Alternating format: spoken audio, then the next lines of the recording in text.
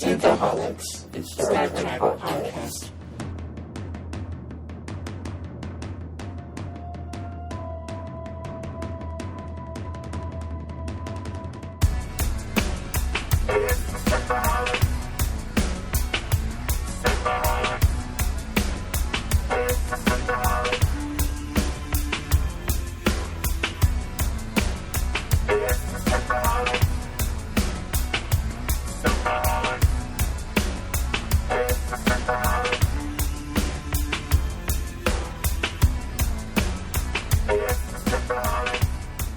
Welcome to Synthaholics, guys. This is your host, David Duncan, and with me, I've got two special guests from the Shore Leave podcast, Heather Barker and Jeff Hewlett.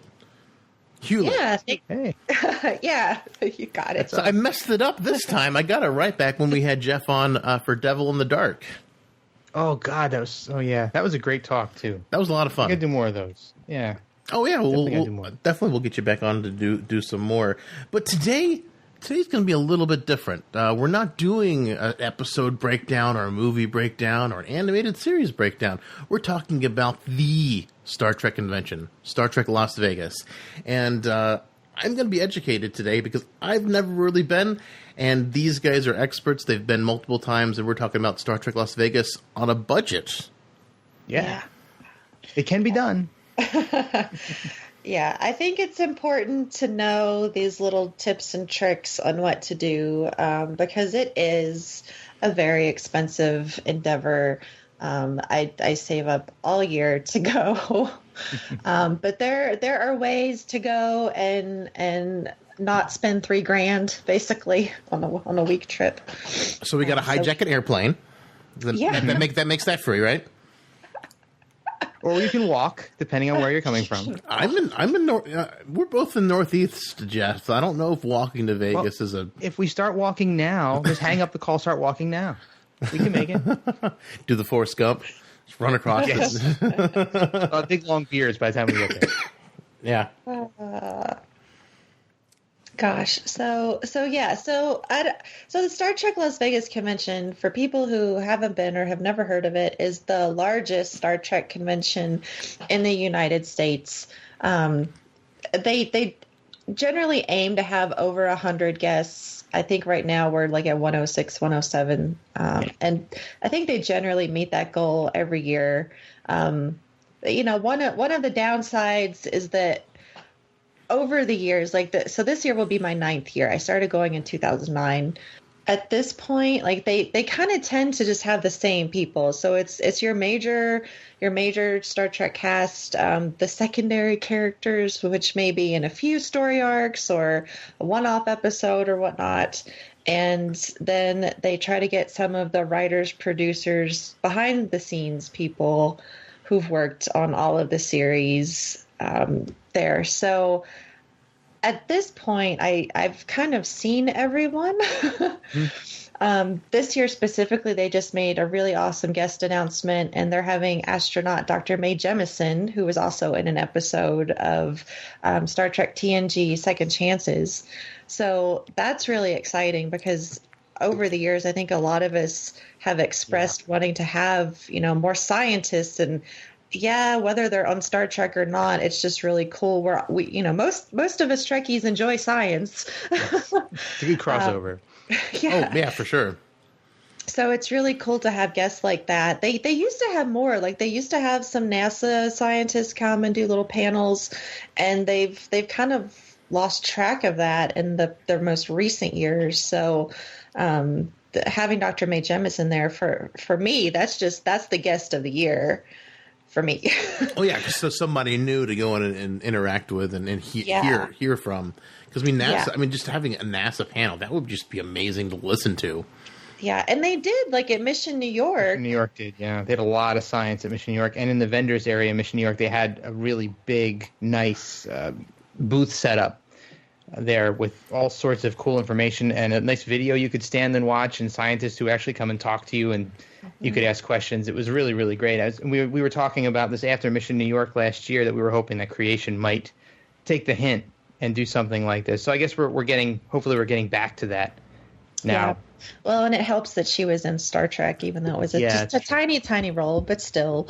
But there have been other astronauts that have had guest roles, I believe. Yeah, I'm pretty sure. I'm pretty sure I'd heard that when I was listening to a podcast the other day. I just can't remember off the top of my head. Our good friend Claire Little would know, but alas, she is not with us this evening or this morning. It's early. This whenever you listen to this. So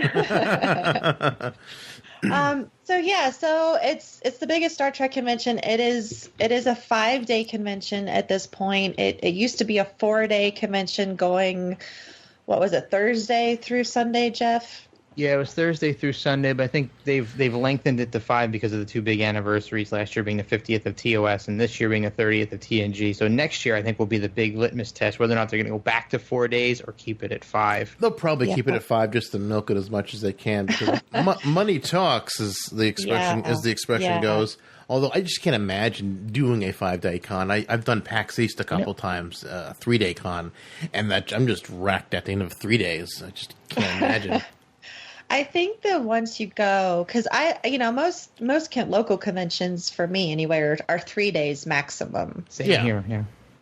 And when I used to go, like when I started going to STLV, I think I'm trying to remember if we just did like a Wednesday through Sunday. It's been so long, I don't know. Nowadays, I go at least the day before, so Tuesday, and then I usually come back on Monday. This year I'm going Monday to Monday because I'm a podcaster now, and I need to meet with my podcast partner here, and we've got a lot of work to do. Oh my God, the amount of work this year is going to be huge, but...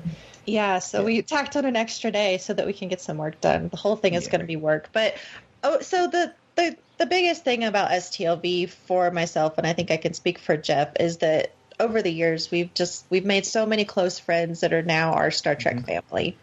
And our podcast family, podcast family too. So the big draw for me now is to go and see those people. I don't focus as much on the panels. I still go down to the convention during the day and hang out and look at the vendor's room and go to some panels. Last year I did a lot of cosplay, but honestly, like 5 days is never enough. That's actually I was going to say the same exact thing, Dave, because chiming back into your earlier point of, cons being 3 days around where we are, and I guess around where Heather is, it's pretty much a standard thing of Friday, Saturday, Sunday. And, I've been going to horror conventions and sci-fi conventions and Trek conventions here in New Jersey and New York and Pennsylvania for a lot of years. And the one thing that stuck out to me about STLV that was different was when you go to the cons around here that were, quote-unquote 3-day conventions, I would go for 1 day or even half a day and go, this is all there is? There's really, I don't know why anyone would want to come to a Chiller or a Monster Mania for 3 straight days. It's exactly the same layout, and there's really nothing else going on. I mean, maybe one celebrity will do a 1 day on a Saturday, and you can only go Friday, so you might want to go back Saturday to get that guy or that girl. But when you go to STLV, there's literally so much going on. I mean, the layout doesn't change, granted. You still got the vendor room in the same place, the photos, but there's panels that are scheduled for all 5 of those days across 2 different theaters. So there's literally always something different going on. And then plus the fact you've got so many Trekkies condensed into one place, and most of them stay for the duration of the con. You can't help but get into some great conversations and meeting new people, and it's a completely different way to go to a convention. It's far and away different than any other convention that I've gone to in my life. It's sort of, I mean, we were talking about this off there, but it sounds sort of like the SOE con, where like everyone is is into the same thing. Mm-hmm. And you know what, you're right. That's a great analogy. Since everyone's into the same thing, you're doing the same thing. Sure, if you go to a Comic-Con, everyone's into something a little bit different and all those things. I mean, sure, there's crossover, but at a Star Trek con and then an the SOE con, that was so amazing. It's just you can walk up to anybody and be like, oh hey, and then like you're instantly friends because you've got the bond of the game or you've got the bond of the show because that's why you're there. And I think that's really a huge part of what it is for me. Aside from having my Star Trek family, who I go to see every year, I've talked about this in other podcasts, but I'm in the Denver area, and so we have Denver Comic-Con and Starfest. Starfest is a smaller fan-run convention. Denver Comic-Con is a huge, I assume, corporate. I don't know who actually runs it. I want to say it's Pop Culture in the Classroom, which is a nonprofit. But anyway, Denver Comic-Con, obviously, both of these conventions really are multi-genre conventions. Starfest originated focusing on Star Trek and has since kind of expanded, and they still focus on having Star Trek actors, but it's people I've seen. This year was Nana Visitor and Renee Auberjonois, and I think maybe Walter Koenig is the third Star Trek person. So I've seen these people, so that's not really a draw for me. I go to the conventions, and Starfest for me is like a half-day convention, although it's actually a 3-day convention. And then Denver Comic-Con is way too many people. I could not deal with it. I really wanted to see some of the Star Trek Continues stuff last year, and I was there for an hour and I had to leave. Yeah. But it's really the fact that they are so focused. I felt kind of out of place, and I didn't even do a Star Trek cosplay at Denver Comic-Con. I did. It was during June, so during Pride Month, and I did basically an equality Supergirl type thing. And so I was a comic focused person, but I felt very out of place, and I think that only added to my anxiety and made it worse. Whereas STLV, it's like I'm in my place with my people. I know where I'm going. I know the drills, so it's just like it's second nature to go to that convention. But the fact that it's really all Star Trek people is just a huge part of why I go every year. I'll echo your comments too, Heather, by the way, but I stopped going to New York Comic-Con as well years ago for the same exact reasons. It's so big and so crowded and so hectic, and it's just so spread out over a bunch of different buildings now, and it's so confusing, and it just gets to be too much to handle. Maybe it's because I'm getting older or something, I don't know, but it just so many people, and it just feels like you're waiting in lines to go wait in more lines, and it's just too frustrating for me, especially after getting so into STLV and knowing how that convention runs and how much fun we all have there. I can't help but compare them in my mind and say, it's just not worth it for me to go and deal with all that stress when I'm going to go to STLV this year anyway. But I think what speaks of this, for Jeff and I, we're both big Disney nerds. We love Disney. Yes. And so we can go to Disney and wait in lines. Yeah. And deal with massive amounts of people. I mean, given that's a, larger, you're more spread out. But I think because of like the passion that we have as Disney people, and then the passion that we have for Star Trek and STLV, which seems to be I don't know that contagious is the right word, but most of my friends that go to this convention annually, they fall into the same rabbit hole, I guess. They find these friends and they go back to see the friends. I mean, I know that for a lot of people, especially like the gold tier tickets, and we'll talk about the ticket breakdown here in a bit, but the gold ticket is the highest ticket that you can buy. It runs upwards, gosh, I think they're almost like $900 now. Yeah, I'm pretty sure it's about that much. And so a lot of those people I feel are, from my conversations with them, are the ones that are more focused on seeing the panels and seeing the stars. There are still people that, come and find their Star Trek family. But I think that most of us, that we go and we make friends and we just keep going back for the friends. Because I found this experience in having my Star Trek family there, it's really meaningful when I hear this happen with other people. And it's not just that you have like a clique of friends. I mean, admittedly, Jeff and I kind of have our very tight-knit family of friends. And that's just that these are people that we've spent time with. We connect on an intimate level, and we share a very, a bond. But even outside of, that little circle of friends, we have wider and wider circles, whether it's our podcast family or just, friends that we see every year that we keep in touch with on Facebook, that we still care about because they're our friends and we have Star Trek in common.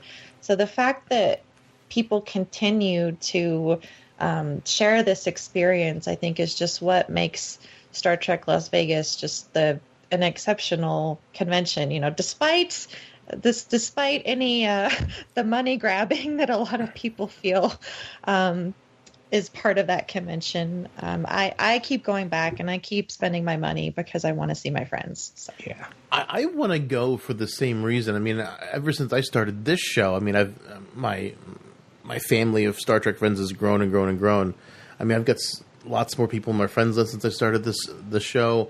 Meeting other podcasters, you guys, Trek geeks, other podcasters, even here locally. It's just like it's such an amazing thing, podcast family, Star Trek family, all that kind of that friend network. It's huge, and so many of you guys are all over the country. It'd just be great to get to a place where I can see everybody who I've been talking with for years. Yeah, there are people that go to this convention from all over the world. So that's another really great aspect, is that it's an international group of people.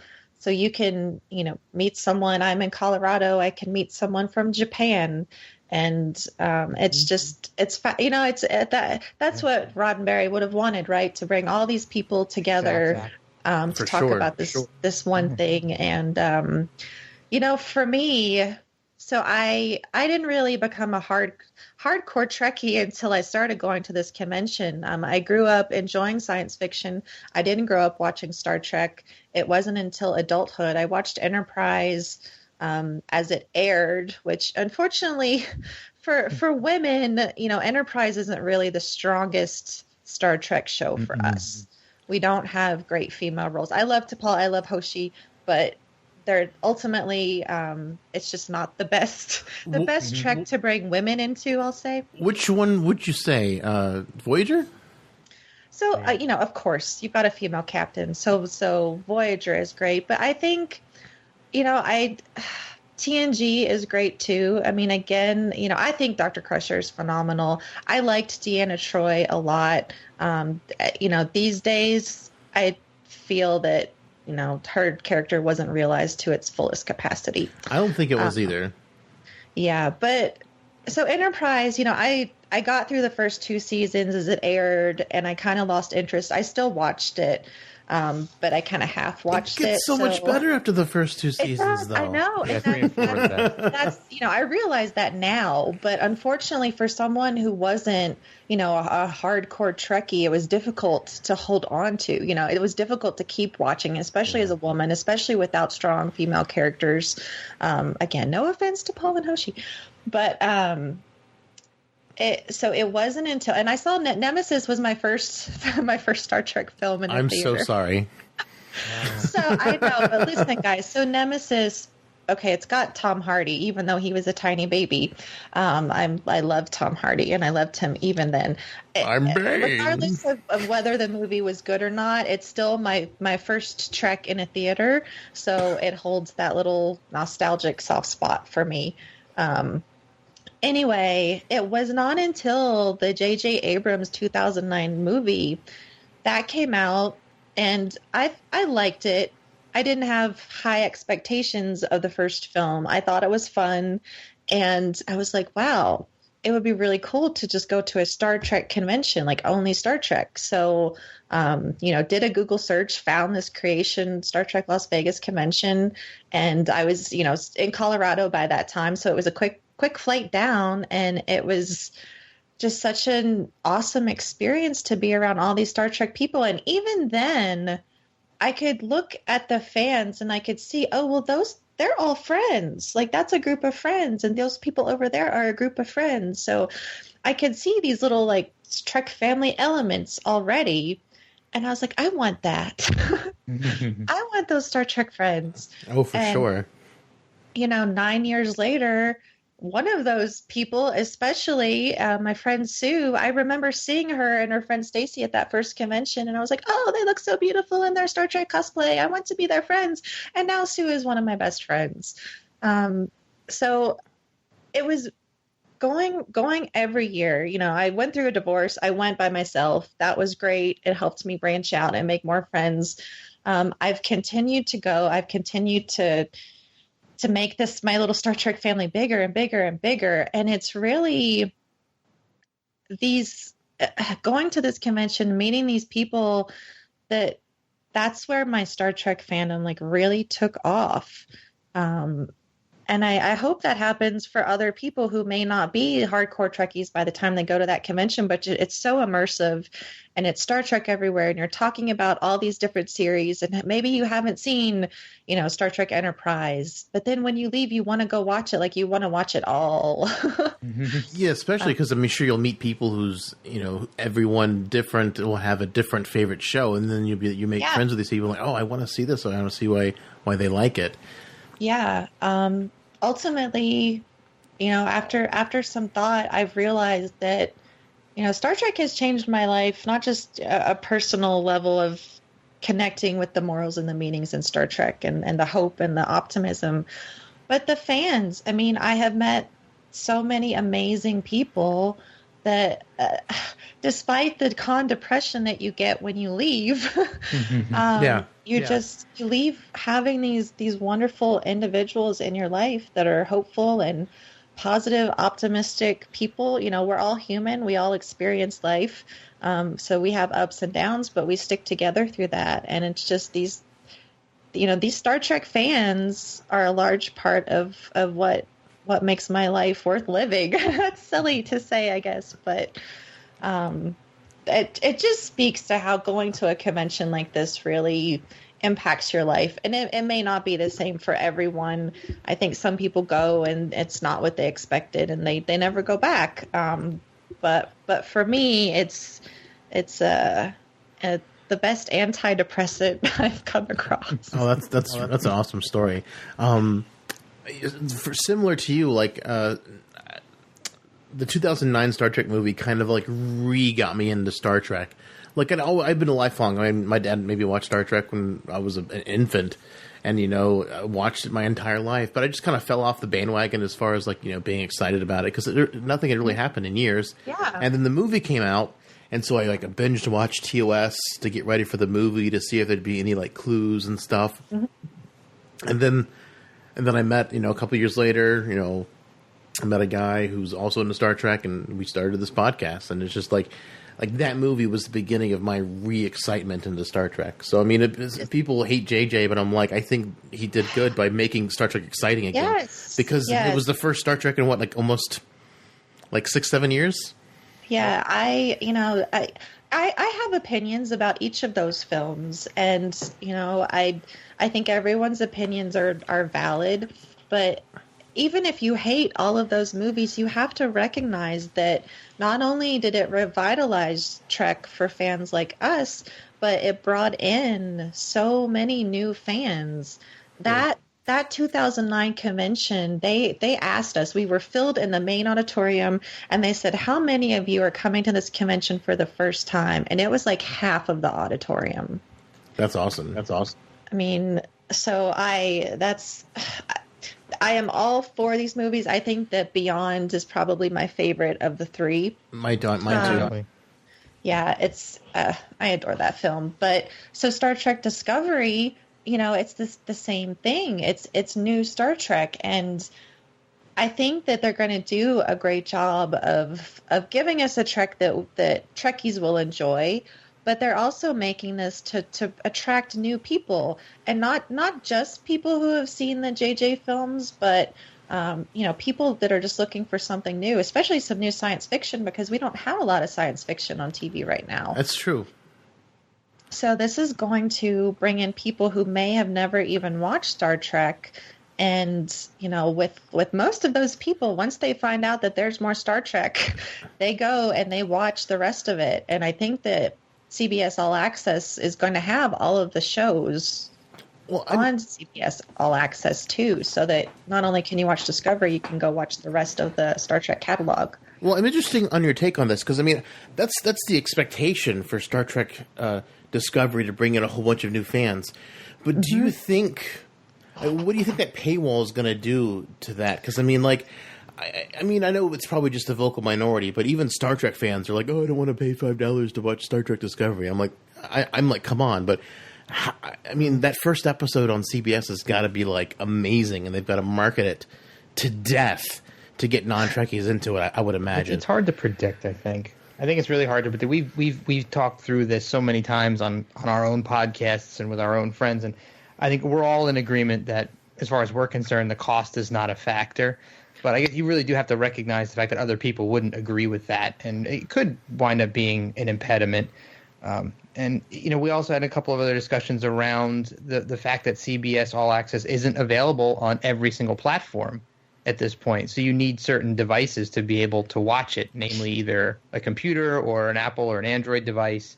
You can't watch it with your DVD player or your smart television. You can do it on your PlayStation, though. Yeah, there are barriers. Well, you have to own a special device then. So, there's barriers of entry that I think are going to be impediments to it without a doubt. I think cost may be one of the least, the lowest barriers of entry for people to get past. I think a technological barrier is also an issue. Yeah, my understanding is that, Showtime just released Twin Peaks, right? Mm-hmm. They broke records with the number of people who signed up for the Showtime, whether it was Showtime on your TV or Showtime app. I think it was actually their app. They broke records doing that, and I would like to think that will happen with Star Trek. I mean, I ultimately I don't think that it's the best way to release Star Trek, but I completely understand why they're doing it. Star Trek has always been used to pioneer new technology, and this is kind of the way that TV is going. I get Netflix. I think we still pay for Hulu on top of having cable. We Netflix, I think all of us wish that they would have just put it on Netflix because we already have Netflix. Yes. But CBS is trying to build their own platform. And so I do understand why, I understand why they're doing it. I understand why they're using Star Trek to do it. I hope that the people who want to see Star Trek succeed will support Star Trek. I know that a lot of people won't do it because they don't feel that they should be manipulated into paying $6 or $10 a month. And that's understandable. I respect those opinions, but ultimately for me, I want to see Star Trek survive. I already pay $10 for Netflix. I already pay $10 for Hulu. Paying another $10 for Star Trek it's a no-brainer for me. Of course I'm going to do it. Same here. It's not going to break the bank. But, my point was more so for new people, for people who aren't in the Star Trek, because I just don't see non-Trekkies buying into this unless that first episode just blows everyone's mind. It could be people that already have CBS All Access. I mean, there are users out there because the Good Wife spinoff, whatever it's called, The Good Life or something, it's been successful, and it's been successful on CBS All Access. So there is an audience already. Obviously, it's not going to be as big as if it were on cable. I would hope that we have this first the pilot that gets aired. From what I've seen with the trailer for the show, I was blown away. It looks like a movie. Away. Yeah, the quality of production is just more than I was expecting. So based on that, I think it's going to attract some new viewers. And then I think as the show goes on and people are watching and talking about it, assuming that it's a good show, I would hope that word of mouth would also attract some more newbies. Again, ultimately, I of course I think that there is some impediment. Is that the right word? Impediment to building the fan base being on something like this, even versus Netflix, because there are plenty of non-Trekkies who have Netflix. Or Showtime even. They own Showtime. Or Showtime. I think ultimately I just try to be positive and optimistic and hope that the reputation of the show will build enough that it will attract new people. Oh yeah, I definitely hope so too. I really hope so. But I just wanted your take on how do you think they're going to get new people, because I'm concerned about that.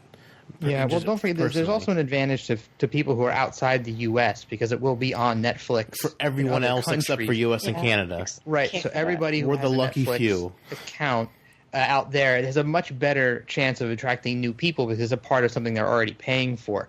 So, we can probably hope to pick up some new fans, in other countries. I know some of our UK friends are very happy about the current existing promotional materials that are on Netflix for Discovery in their country. So we've heard all about them, and we're quite envious of that. So should we talk a little bit about this convention? Star Trek Las Vegas on a budget there. Yeah. On a budget. So I failed to mention earlier. So this year's convention is August 2nd through 6th. It's at the Rio in Las Vegas. The Rio is an off-strip casino. It's not really that old. I think I just found out this week it's only like 15 years old. I will warn everyone, it's certainly no Caesar's Palace or Bellagio. However, it's not like the worst casino ever either. Better or worse than the Hilton? Better. I would probably say, I would say on par with or better. I was only at the Hilton 2 years, trying to think about like room quality and stuff. I think it was about pretty much the same. But I had a big room at the Hilton. The nice thing about the Rio is that all of their rooms are suites. So oh wow. They're I can't remember what the square footage is, but it's basically, your king size bed or 2 queen size beds, and then you have a couch with a coffee table and a desk and a TV and a mini fridge. I mean, at the Hilton, it was a really big room. The hallways were sketchy. Like, it looked like it was like some kind of dark alley going down the hallway because they were renovating and the lights weren't all on and the wallpaper was ripped off. It was kind of scary, but the rooms, they were big. It was like half as big as my That's apartment. Kind of what I remember, but I know at that time, like my ex-husband he flew a lot, so he had points, and I think we were in some special room, but the room there was pretty big. So if that's true, and most of the rooms at the Hilton were pretty big, then this is on par with them. I have a secret that I guess is really no longer a secret. I've already mentioned it on our podcast, but there are 2 towers at the Rio for you to stay in. There's the Masquerade Tower and there's the Ipanema Tower. Ipanema Tower is a bit newer and it's closer to the convention hall. If you stay in Ipanema Tower, which is where I like to stay, you don't have to go through, you kind of outskirt the casino floor. For people that haven't been to the Rio, haven't been to Las Vegas, almost every casino in Las Vegas allows smoking on the casino floor. The nice part about Ipanema is that you can kind of just skirt along the outside of the casino, and the exposure to that smoke is not as bad as if you were staying in the Masquerade Tower, which is the larger tower.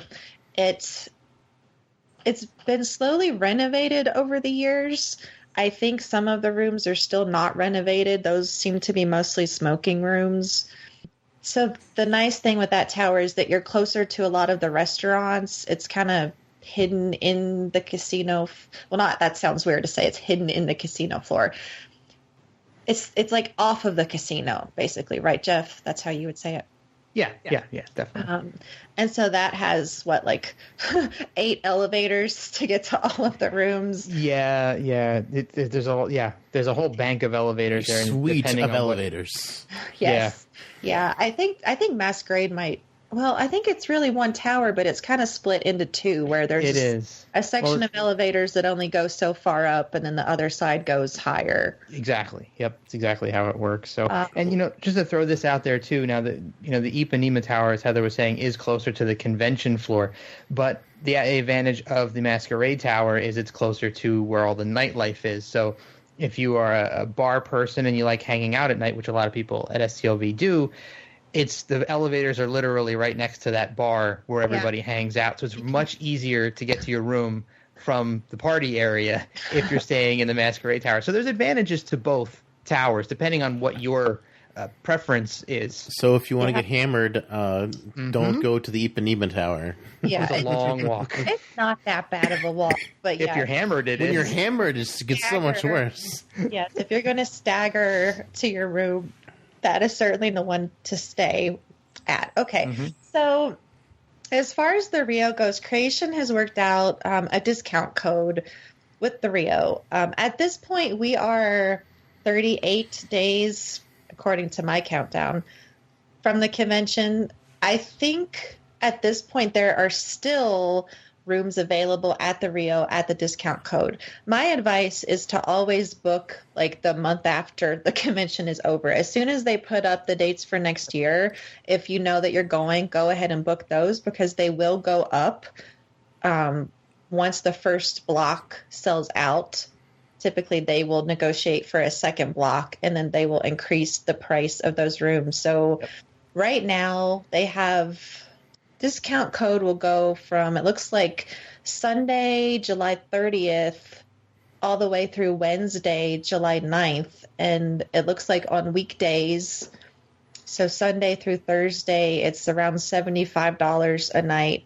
And then, well, their website actually has two rates for Thursday, $95, and then the weekend goes all the way up to $155.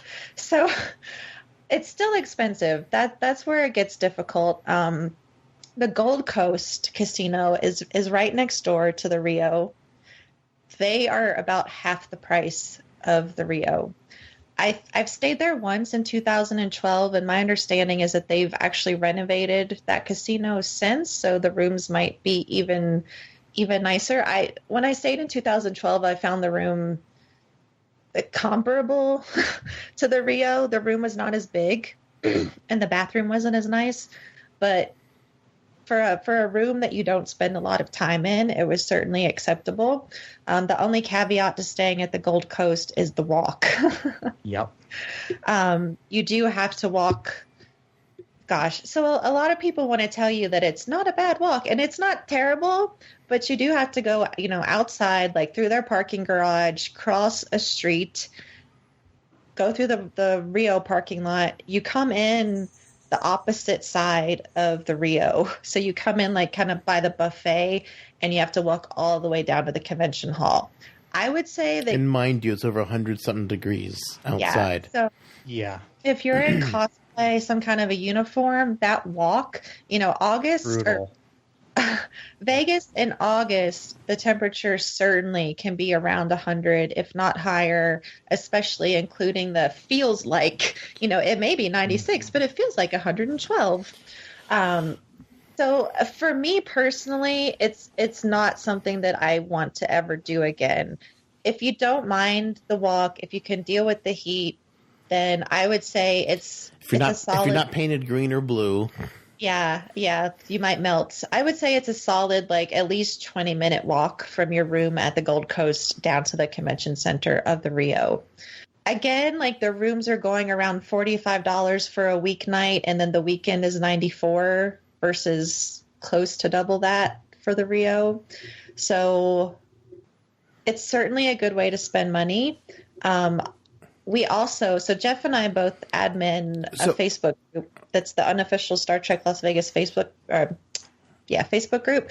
And someone in that group, Missy Kilgore, actually negotiated a separate rate with the Gold Coast. I don't have the prices for her rooms right now, but I think they're comparable with Creation or maybe slightly less than Creation. So the only thing there is you have to join our group and find the post to get that discount.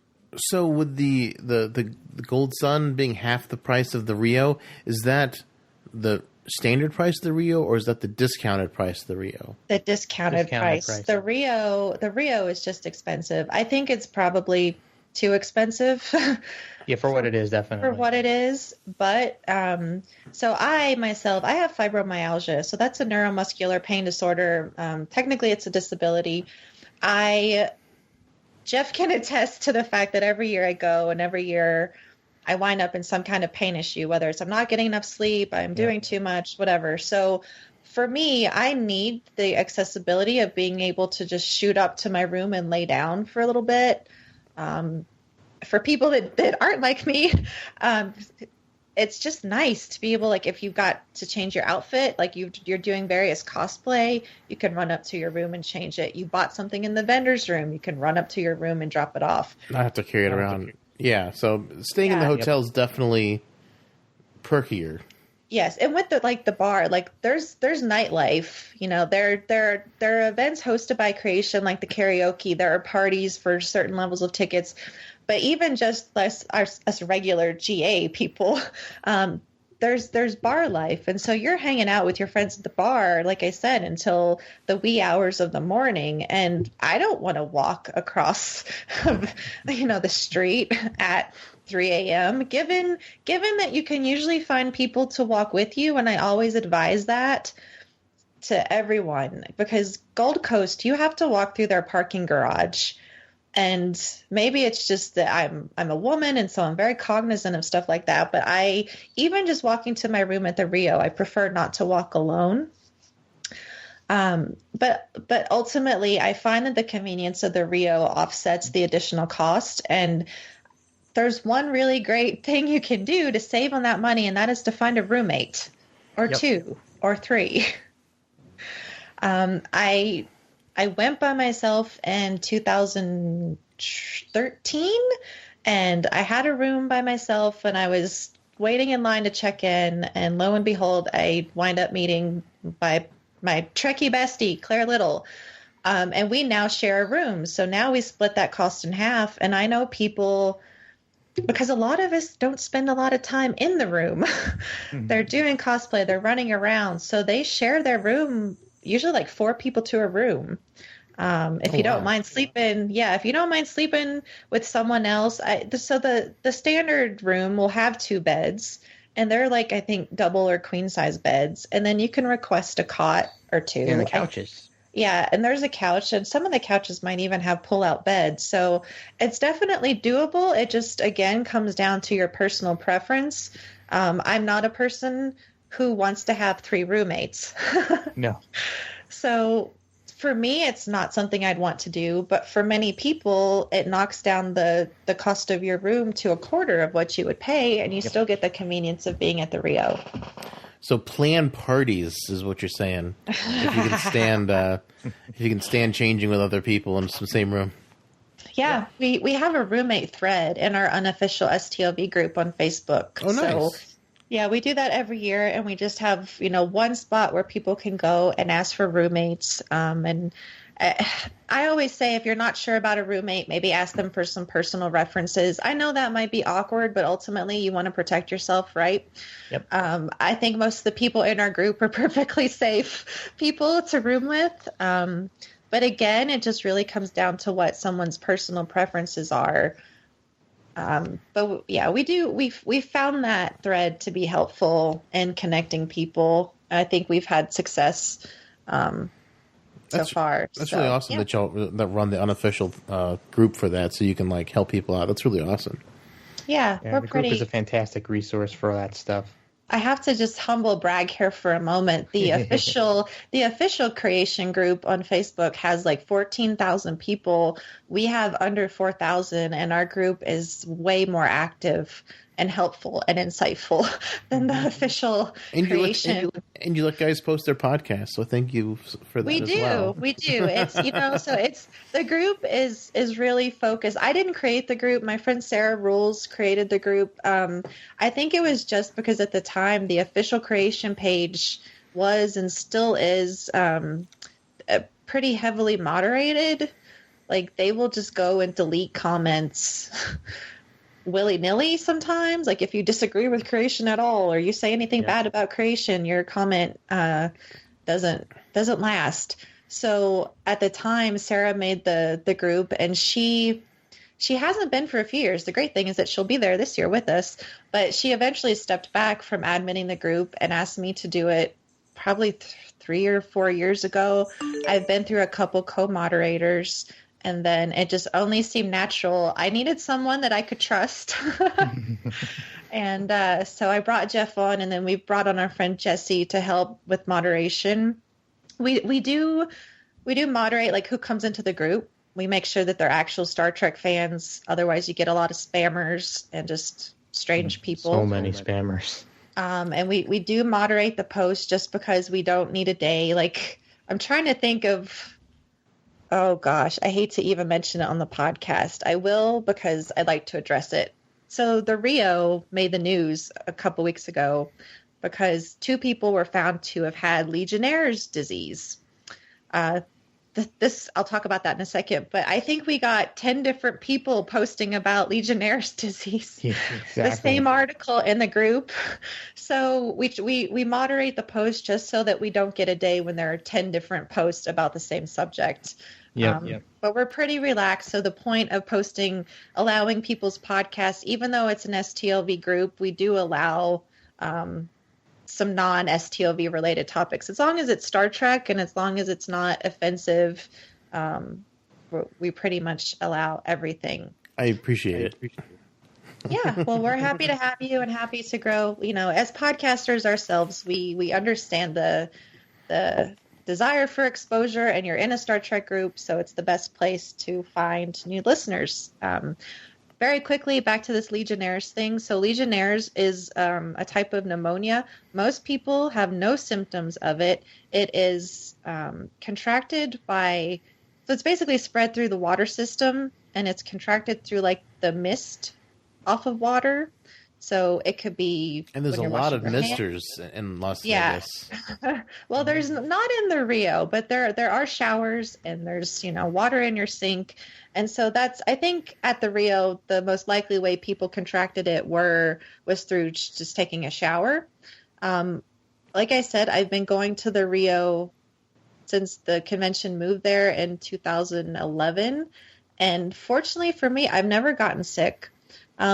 Like I said, Legionnaires, most people don't contract this. It's pretty rare that you do. And a lot of time it's people whose immune systems are already compromised.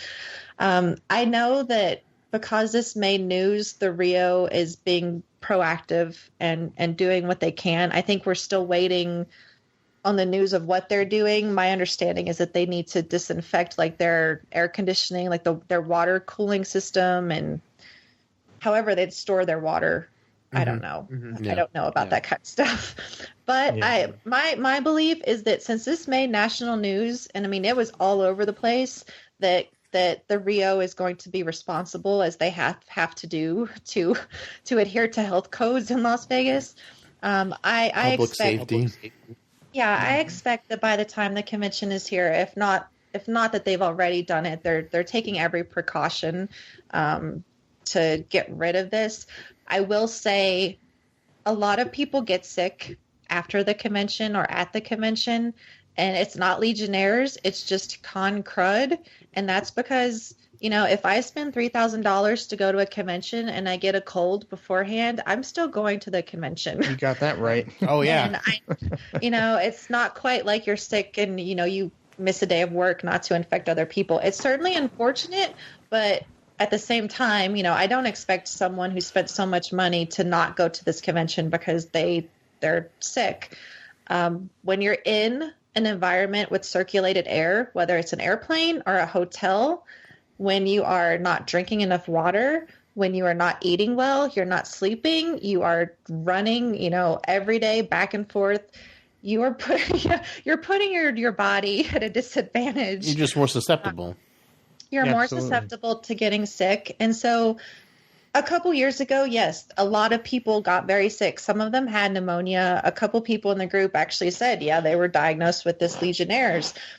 And that's certainly possible, but I don't think that anyone needs to go into panic mode about this. I think that doing what you can to prevent being sick and run down in the first place is the best approach to this. Lots of Purell. Yeah, it's doing what you can to stay hydrated, to sleep, to eat well, and to not run yourself down. But if you get sick after the convention, it's very likely not going to be this. And the thing is, just for people who don't go to a lot of conventions or may not be familiar, like going to a con, I mean, chances are moderate that you're going to get sick afterwards. I mean, like for me, it's been like a 50-50 thing. Like half the time I go to a con, I get sick right after. And it's just you're meeting people, you're shaking hands, you're talking to people in close proximity. It's just and you're running around, and you're definitely not drinking or eating as much as you should. A, because the con food and drinks are so expensive, and B, you just don't think about it. Yeah, you don't think about it. It's like the con diet. And I see, you're drinking booze, so Yes, Yeah. and not enough water. And it's just, again, it's just that you're running yourself ragged, and that makes you more susceptible to becoming ill. But, I gotta say, I went to Disney last spring, and I was at the airport. I'm walking out of the coffee shop. This kid comes up and sneezes on me. Mm-hmm. Okay, by day 4 of Disney, I had the most terrible head cold, to the point that I had vertigo because of, my ears and everything being clogged up. So you can get sick at any point. I don't think that this is any means to panic. I think that if your immune system is already compromised to a point that this is a concern, I would certainly just stay somewhere else, stay at the Gold Coast if you need to. Just take preventative actions. If I knew that getting sick was going to compromise me in a bad way, I probably would just stay somewhere else and maybe limit my time at the con, limit my exposure to people as best I could. Yeah. Now, to tie this back really quick to the STLV on a budget topic, I just want to throw this out there that, a little bit of preventative care, spending a little bit up front and take care of yourself a little bit to make sure that or in an effort not to get sick, can save you money in the long run too, by not having to do doctor visits when you get back, potentially not missing out on days of work for being sick when you get back. So, you may think, well, buying vitamin C tablets and spending a little extra, make sure I'm eating enough food and water might sound like I'm putting up more money up front. But when you get back, you could be putting out a lot of money for doctor visits, prescriptions, and, of course, lost time at work, which none of us want to do because that's where all of our money comes from in the first place, right? Exactly. Yep. Okay, so are we good to move on to talking about convention tickets? Yeah. Yeah. Okay. All right. So I did this breakdown in our unofficial group. It's in our files section, and I'm just going to kind of refer people to go check that out. I think it's like ticket tiers or something, because it basically breaks down the different ticket levels and then the advantages that come with those tickets. I'm not going to go over all that because it could take a long time. But basically, the quick breakdown is that the highest level of ticket is the gold ticket. It's the most expensive ticket. It's the best seat in the house, so it's front and center. Like I said, it's around $900, and right now they're sold out on Creation's page. They're doing some auctions, and I'll give you a hint on how to save money here on these tickets in a minute. But that's certainly the highest one. You get a bunch of free autographs with that. Like I said, the best seat in the house. You have a special party that they throw. You get a lanyard and a special gold coin. You get a small discount card for the vendor's room. So there's a lot there. It's not the ticket for me because I'm not a big autograph person. I think if you've never done it and you've got the money to do it, certainly go ahead and splurge on it because it, could be a great thing for you. Mm-hmm. But for me, it's a little bit too much money for how I experience the convention. The next level down from that is the captain's chair ticket. And seems like it should be the highest tier, the captain's chair. You would think. I don't know, like gold is just, I don't know. But Platinum should be the highest. Yes, Platinum, because gold is worthless. We need to recommend they change. It's just the title worthless of gold. That tier. So captain's chair, I think I'll pull up really quickly. I know that those are also sold out directly from Creation, and let's see. For that one, the price. So actually that one was $849. So it's close to the ticket prices go up every year, unfortunately. The nice benefit with the gold and the captain's chair tickets. So quick interruption here. The gold ticket was at $929. So $929 and then $849. Yeah. The advantage to these is that you can renew your seat at a lower price every year. So So if it's it's a something, big buy-in, and then you can Yeah. slowly get it. Yeah, it's like a down? timeshare. Yeah. yeah, Oh, okay. exactly. It really is. Can you share the So ticket with somebody? no, you can't share tickets, unfortunately. The captain's chair ticket is basically the same advantages as the gold ticket, except that you don't get the free autographs with that one. I've done captain's chair 2 different years. I was able to get a discounted ticket because we bought a huge block of tickets with a group of friends. And I will say I enjoyed it. Jeff, you did captain's chair too, right? No, I never did captain's chair. I did the highest I ever did was copper. That was my first year, and then I backed off it. Did you sneak into the party, the 5-year mission? Did we sneak you into that?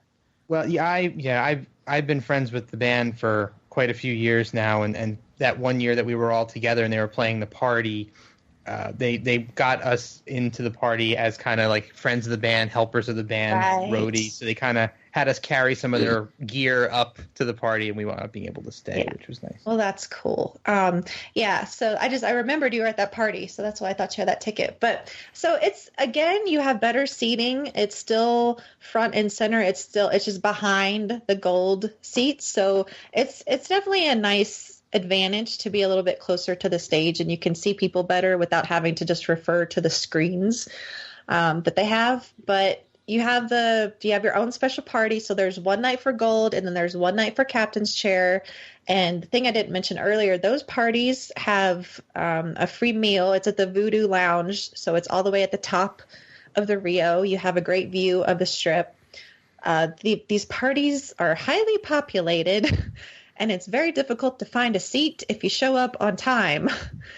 So my recommendation for these parties is to show up early. I think it's listed that they don't start until like 7 or 8 p.m. But when I show up at those times, I can never find anywhere to sit and eat my food. So my recommendation is to show up early. The Voodoo Lounge is 2 stories. So that bottom story has most of the sit-down tables, and then the top story is more of a lounge. Yep. And then there's an outdoor area, and I think I've eaten out there several times now. The food, it's like a prime rib, not buffet, but like they have prime rib. I think they've got some vegetarian options. There's mashed potatoes, lots of food. I thought the food was good, but again, the dining experience is not the best ever. And then they have entertainment, which is usually a Star Trek actors band, or just a Star Trek actor, or like the house band, who past couple years, 2 of the last 3 years has been 5-year mission. This year it is Gary Graham's band, which it's like Sons of Khan or something. I can't remember what their name is. I'm trying to look really quick. I've never heard Gary Graham's band before. I didn't even know he had a band. It doesn't have it. I know that they're the house band, and I think they're also the entertainment. Looking at the website, they haven't actually confirmed, unless I'm just not looking at the right place. Anyway, it's nice because it's Star Trek centric entertainment. I had a lot of fun when it was 5-year mission because I'm a fan of that band. They're friends of ours, and it's a kind of music that I enjoy versus others. I think Enterprise Blues Brothers were there in 2014, and they were pretty fun to listen to as well. So that's neat, and it's nice to be up at the top of the Rio and see the view and everything. Oh, that's got to be gorgeous. Yeah, it's great, especially at night. You feel special because you're at a special party just for these ticket holders, and it's a unique experience. They do offer some a la carte tickets to these parties that are like $200 each. And at this point, they're close to being sold out. I would not recommend buying those tickets. Yeah, my advice is that if you're not on a budget and you've got money to spend, go ahead and buy one of these more expensive tickets where these parties are included, instead of buying a la carte tickets. There are 2 more levels of tickets below this. I get confused because they kind of changed them around year to year. We've had a Commander's version before, which is no longer. What we have now is copper admission. So again, decent seating, not the best seating. All of these seats are reserved seats, by the way, for gold, captain's chair, and copper. So it's your seat for the entire convention. With the copper, cool. with the copper, you basically get your reserved seat. All of these, you get the lanyard, you get this limited edition gold coin to keep. With the copper, you get admission to the Saturday Night Gala, which is a concert this year. It's the Next Generation's composer Ron Jones. I think it's got the orchestra with him, of course. And then a bunch of different Star Trek actors. So Jimmy Darren, Walter Koenig, Bob Picardo, Tim Russ, et cetera, are all performing. So that's included with gold, captain's chair, copper, and then general admission can still buy a ticket to the Saturday Night Gala. It's just like an extra $30 to attend that. But they change up the entertainment year to year. I think the last couple years it was the Nevada Pops doing Star Trek music, which is great. It's a lot of fun, but they had done that, I think, 2 years in a row and had it previously. So I'm glad that they're switching it up to something else this year. Mm-hmm. Mm-hmm. That's the advantage for that ticket. Then we get to general admission. There's a general admission weekend, which they're still available. Those tickets are $330. And actually, now that I'm looking at it, there are still some Commander tickets available as well. Those are $479. General admission is admission to all 5 days. There's no reserved seat for this one. You don't get entry into any of the special parties. This is the ticket that I go with these days because, like I said, I find my entertainment at the bar in the evenings. I don't mind not having a reserved seat because I like to come and go. I don't go to a ton of panels anymore. And quite frankly, over the years, they've upgraded their audio visual. So I find that I can hear people very well. And they have these very large screens throughout the main convention room. And I can see the people on the screens. So for me, they do good camera work. Yeah. That's it. When they have people up asking questions, like they'll try to pan over to the person asking the question so you can see them. In the past, it wasn't so great, but like I said, they've really worked hard to upgrade that system, and so it's perfectly acceptable for me. Yeah. So quick extra side point just to make sure everybody is clear on this. Yeah, the general admission weekend is also the one that I prefer now. It's the one I've gone with every year since I downgraded from copper. But you do not get a reserve seat, but you are still guaranteed a seat in the auditorium. So you won't be, from halfway up or towards the front. You'll be in the back. But there's going to be a seat for you when you get there if you have a general admission ticket. And as Heather was saying, there's humongous screens hanging from the ceiling on either side, going all the way up. So I think there's 4 or 5 now, or 3 or 4 on each side of the seating area going towards. So you'll always be able to actually see. I mean, the people on the stage may look tiny from where you're sitting, but you'll still be able to see them and hear them just fine thanks to those screens. So don't think you're going to get boxed out if you don't have a guaranteed reserved seat because you didn't go with one of the higher ticket plans. You will still get a seat. Yeah, that's a nice thing that Creation does that most other conventions don't do, is guarantee that you have a seat for every panel. That is really nice. Yeah, it's main theater only, though. Not the secondary theater is not guaranteed, just the main theater. It's little. Secondary theater is pretty small. So, but honestly, I've never not been able to find a seat there. Yep. And if there's not a seat, there's standing room. So that works out well. They do sell general admission as single day tickets as well. That's around $65, $70 a day. They also sell GA preferred, which is reserved admission. They used to have like a general admission preferred reserved seating ticket, and they kind of got rid of that for a 5-day pass, but they do sell them individually. They're a little bit more expensive, around $70, $85 a ticket for those. So all the tickets are pretty expensive. They are. They are. They But do nice. sound kind of pricey. They are certainly pricey. Here's the nice thing.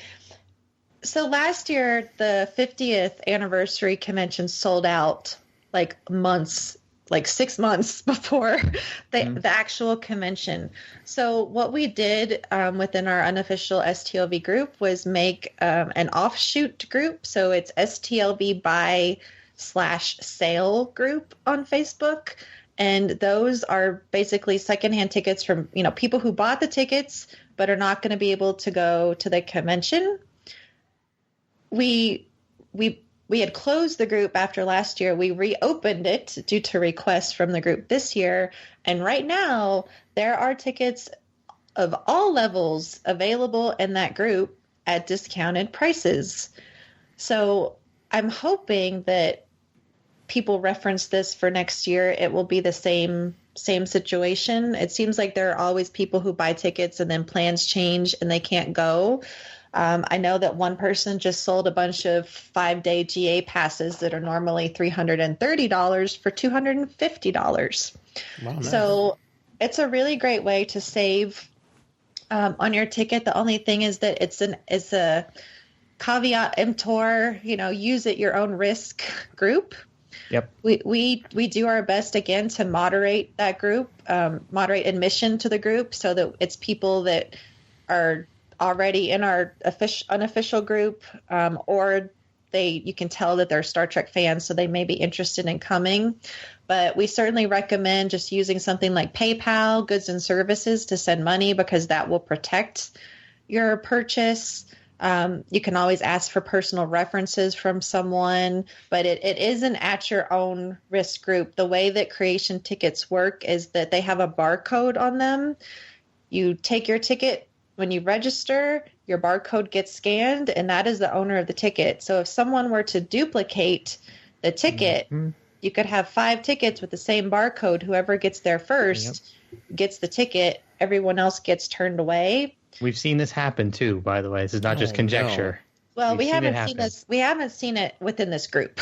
Not within this group, but we've seen this happen before to people. But apparently other people it's happened to. So again, we just advise that people use caution, check for references. It's not the best way to buy a ticket, but it's certainly less expensive. And at least for last year was the only way you could really get a ticket outside of paying even more via one of Creation's auctions. Yeah. So I'll throw out one more quick bit of advice about ticket buying and maybe trying to find a way to get a ticket a little bit cheaper. This will do you absolutely no good this year in 2017. So this is advice for the future, for 2018 conventions and beyond. And just going by the last 2 years, this experience has held up. Now, Creation will release tickets at certain intervals after the convention. Usually Gold and Captain's Chair go on sale first, and then they'll release Copper a few months later, and then General Admission Weekend, which is the 5-day, the cheapest way you can get a 5-day pass that still allows you to do the early pre-registration the night before. This is the one that Heather and I and a lot of our friends go with. They'll usually go on sale. I hesitate to say a specific time, but usually around Christmas or January, those tickets will pop out. So and usually when they first show up, they'll be at the cheapest possible price that Creation will offer them for. And after the first wave of those tickets sell out, or after a week or so, they usually jack the price up a little. It happened the last 2 years in a row. So if you want to get in at the cheapest level that gets you an all 5-day pass, keep your eyes on that site and keep your eyes on our Facebook group, because somebody will inevitably post the second those tickets go on sale. And this year we were watching because we knew around the time where they were going to show up, and we got on, and sure enough, we got the tickets, and a week later the ticket prices went up. So we were able to thankfully lock in for the cheapest possible price that we could. So if you're really looking to save money on these tickets and go on a budget, that's another really good way. Check out the group. Watch. Yeah, keep your eye on the group towards Christmas time, and somebody will tell you when the General Admission Weekends go on sale and buy them immediately. Yeah. So you're guaranteed that price. I don't think any of us are fans of these price hikes. No. Definitely We don't like to bash Creation. We certainly appreciate that Creation puts in all the hard work to bring this convention to us annually, but it kind of bites that they, sell out of a ticket and then jack up the price the next day. Yep. It's, not a great thing. So there are two other ways to get tickets I'll mention quickly. So last year they did not offer any discounted tickets via Groupon or Gold Star.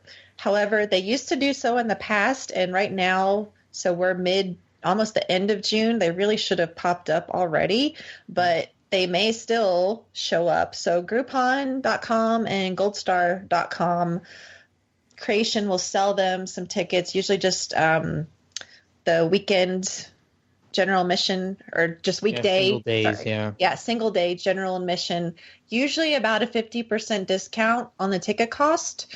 So those are by far the cheapest tickets that you can get. They're just not always guaranteed. A lot of people held out for them last year and they never came. So people wound up scrambling to find a ticket. Yep. So roll the all. dice. Yeah, Yeah. so roll the dice. Yeah. We have no idea whether or not they're ever going to do them again. These big anniversary years, you can say maybe there's a reason why, because it was the 50th of TOS last year and the 30th of TNG this year. They don't want to do that. Maybe in the future they'll go back to it, but still, it's a roll of the dice. If you want to wait to the last minute and hopefully they pop up, that's one way to go.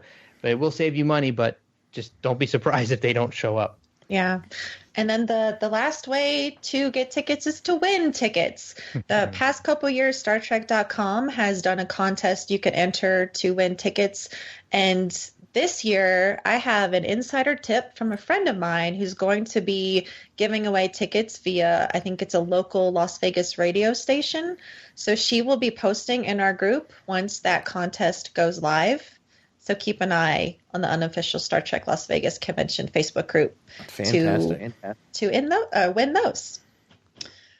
Okay, are we good? Was that everything with tickets, Jeff? Anything? I think you nailed it. We did mention pre-registration a little bit for the right. Yeah, for just certain a little packages. bit. Yeah, that's basically what general admission weekend and up. Yeah, all the packages that include all 5 days of the con will come with pre-registration ability. Yeah, pre-registration happens the day before.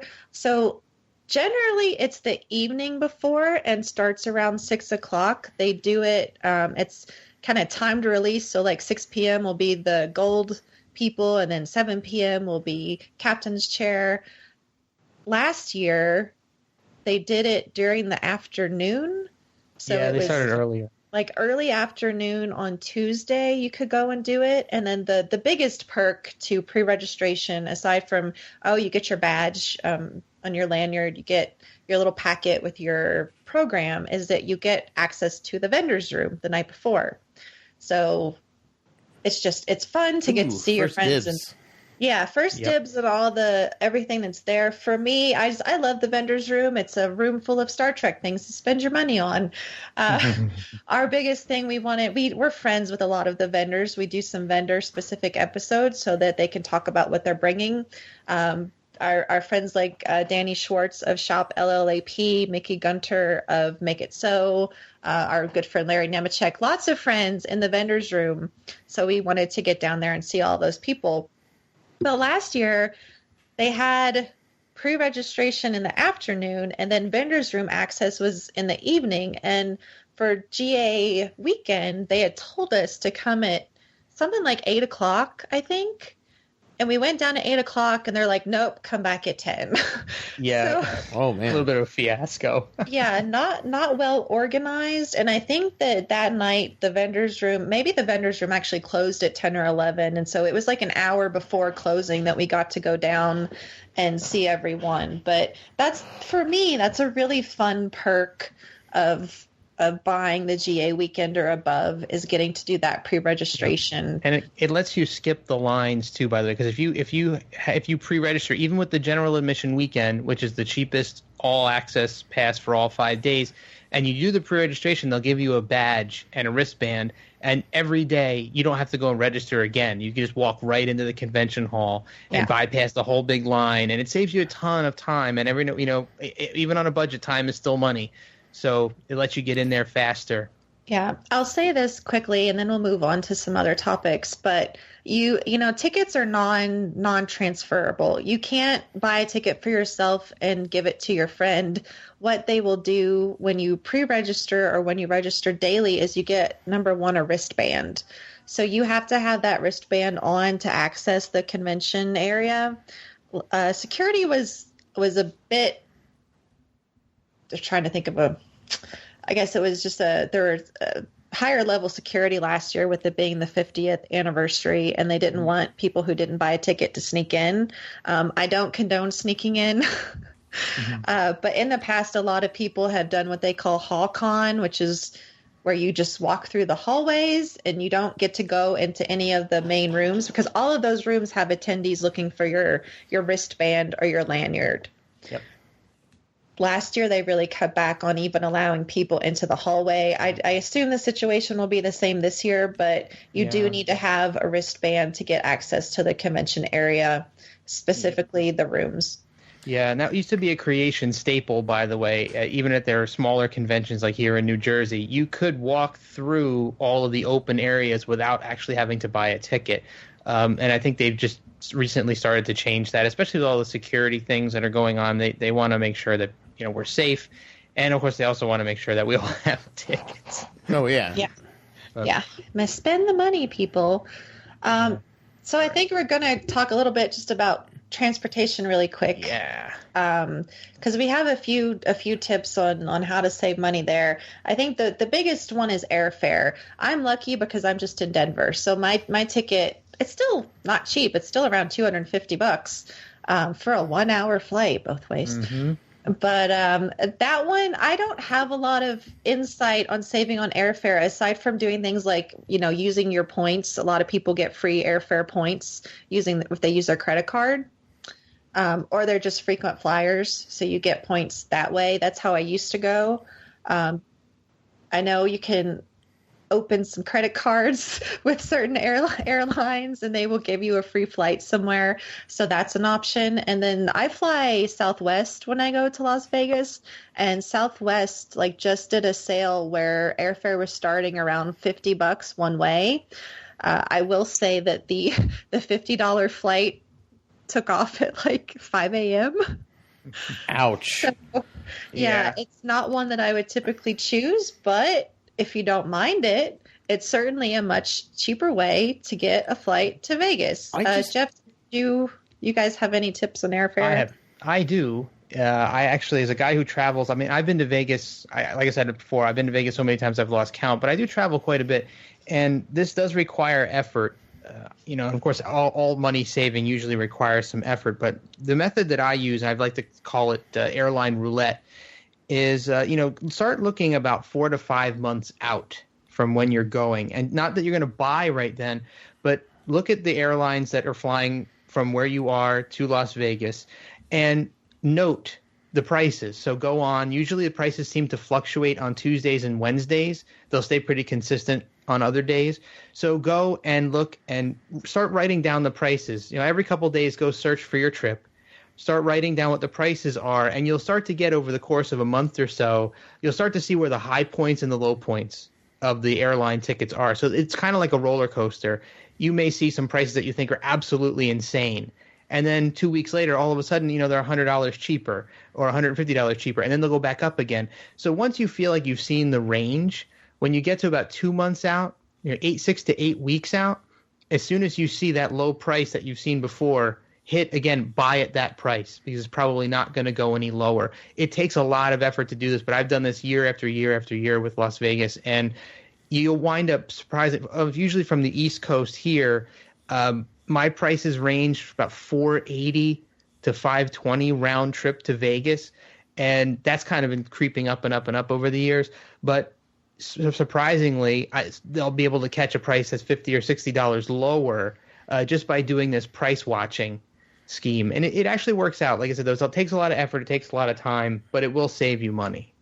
That's interesting. Just as a weird aside, I just don't understand why it's so expensive to fly to Las Vegas, because it seems the year I went, there were so many flights going to Las Vegas and so many flights leaving Las Vegas that it should be one of the cheapest places to fly to in the entire United States. One of the reasons for that, Dave, and this is kind of an airline thing, is that certain airlines have what they call a hub in certain locations. Like for me, I think it was Continental United had a hub in Newark, New Jersey, and also one in Las Vegas. So direct flights from Newark to Las Vegas were cheaper because they were routing flights through, and those were points where people would transfer to get on another flight to go somewhere else. So you're kind of on a leg that they're going to be going anyway. Out of Philadelphia, it was American Airlines for me that had a hub in Philadelphia and a hub in Vegas. So for me, the cheapest ways to fly there were flying Continental United out of Newark or American out of Philadelphia, and those were the prices that I would watch. The other airlines would always be much higher because it wasn't like what they call a hub-to-hub flight. It was kind of an out-of-the-way flight for them. So you'd wind up having to connect through one of their hubs and somewhere else, Houston, Texas, or, Indianapolis somewhere. Atlanta. Or Chicago. Right. So you'd have to catch. So direct flights would be cheaper from hub to hub. So you can Google your favorite airlines and find out which one has a hub at your local airport and which one has a hub in Vegas, and watch those prices because they'll probably be a lot cheaper. Gotcha. So quickly, just once you're there, a lot of people drive also. I should not fail to mention that if you can drive, that's often cheaper, and it's great for bringing stuff from home like cookware or snacks or your giant Lego man cosplay or something.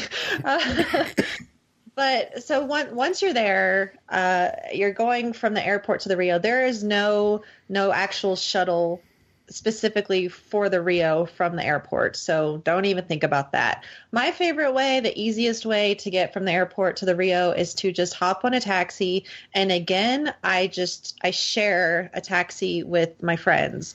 We do have another thread in the group that is for cab share, ride share type of thing.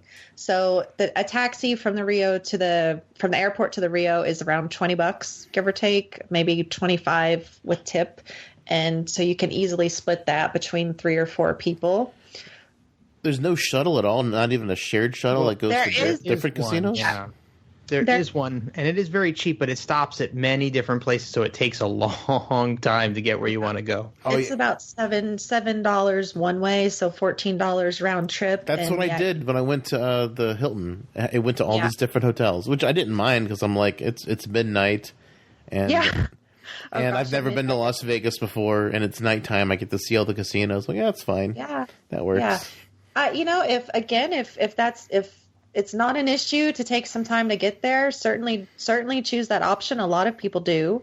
There's also Uber and Lyft, and I don't use either of those services, so I'm not educated about what those cost. My understanding is that it's cheaper than a taxi. Again, you can share an Uber or Lyft with someone else, so that's certainly an option. Jeff, do you want to talk about the probably not a budget saver? But rental cars? Yeah. Yeah, so in Las Vegas they have a unique way, a unique venue for renting cars. Now you can now this is not to say that you can't get a cheap rental car, because rental car companies do offer some really good discounts if you keep searching for coupon codes and things out there. They go to Retail Me Not, sites like that. Keep an eye on enterprise.com, budgetrentacar.com. You can score some really good deals on rental cars if you plan to go other places around Vegas. So if you're going just to the Rio and you plan on just staying there for the entire convention, that's one thing. You definitely probably don't need a rental car for that. But if you want to go out at night, drive around, you want to go to downtown Vegas, you want to go to the Pawn Star shop, you want to go definitely get a rental car for that. My God, we actually talk about that on one of our STLV 101 podcasts, going to places like the Pawn Star shop, or you want to go out to some of the great national parks around Las Vegas. There's tons of beautiful places to go.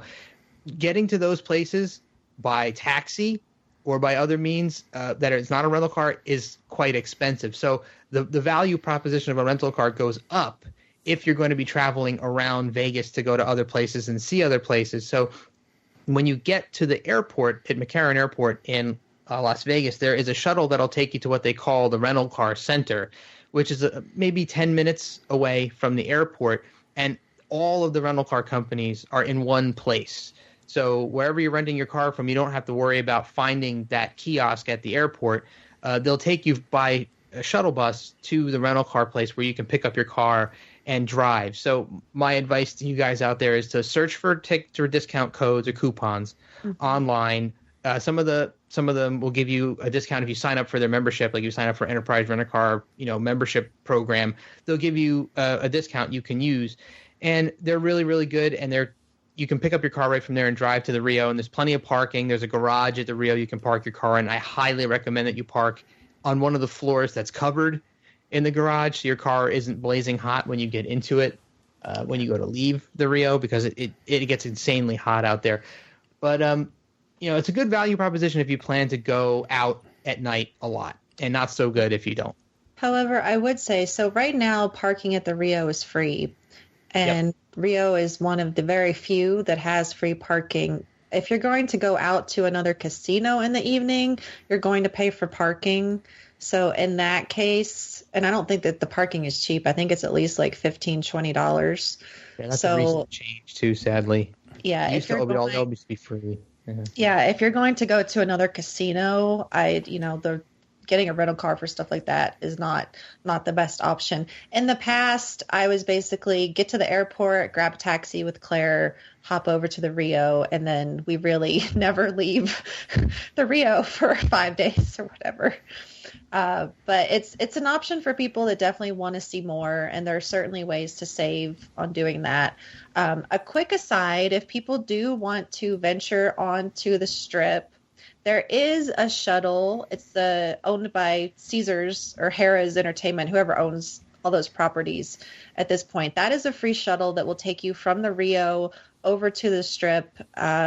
Someone mentioned it might take you to Caesar's Palace. When I took it years ago, it took me near Bally's, and then you walk. So it's not super convenient, but it is free.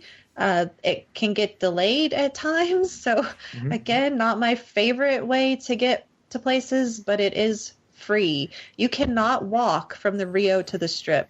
No. Okay, you can. You do not want to, especially during the day. But even at night, it is hot in Las Vegas. It is a long walk over a very big highway. Slightly dangerous. Yeah, to get from the Rio to the Strip. So we do recommend taking a shuttle, a cab, Uber, or Lyft, something like that, if you're going to leave the Rio. Just for an idea, the one time I did go to Las Vegas, it was 100 degrees at midnight. Yeah. When my plane landed. So I mean that just think about that if you're gonna think, I'll just walk. No, 100 degrees at midnight. It's been dark for hours. Aside from going between the Gold Coast and the Rio, like that is the only walk that I could I don't recommend it, honestly, but that's the only acceptable, tolerable walk. We had our friend John Krikorian on our first STLV 101 episode, and we had asked about the Palms, because the Palms is relatively close to the Rio, and he recommended that people do not do that walk even. I think the area is not a great area to want to walk at night anyway, but definitely just too far of a walk. Yeah. So I just wouldn't recommend that. But I think a lot of people just don't leave the Rio during the convention. I mean, it makes sense. It does, but it's nice to get away at the same time. So there's certainly ways to save money on doing that. So we've got two more things to talk about. We'll try to do them quickly since we're going pretty long here, as we tend to do when we talk about this convention. There's just so much to talk about. There truly is, and hopefully all these tips are helpful and will help people prepare for next year, possibly this year. One thing we wanted to talk about was food and eating at the convention, because that, aside from buying your airfare and ticket, is the other place where you might spend a lot of money. I'm trying to think here where to start through all of this. I guess I'll just go down my bullet points. So a lot of people don't prefer to eat out every single time. The Rio has quite a few restaurants, different levels of restaurants. They've got stuff, like Wetzel's Pretzels, which is, not great food. Pretzels, pretzels and soda, but relatively inexpensive, all the way up to something like the Voodoo Lounge, which you can go to in the evenings. And again, that's super expensive food. So they've got a range of places to eat. But not everyone wants to eat out for every meal. So what a lot of people do once they arrive in Vegas is grab a cab, an Uber, a Lyft, and hit one of the local grocery stores. We talked about this again in the first episode of STLV 101 with John Krikorian. He basically tells you all the types of groceries. He's a Las Vegas local. So he lists out all the different places that you can go to grab groceries. I will say the rooms at the Rio do have a mini fridge.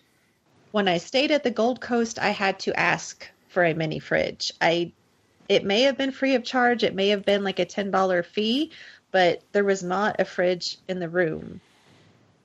You might call and just double check whether they've added them now or not. But there's no microwave. The Rio doesn't even have coffee pots in the room anymore. Nope.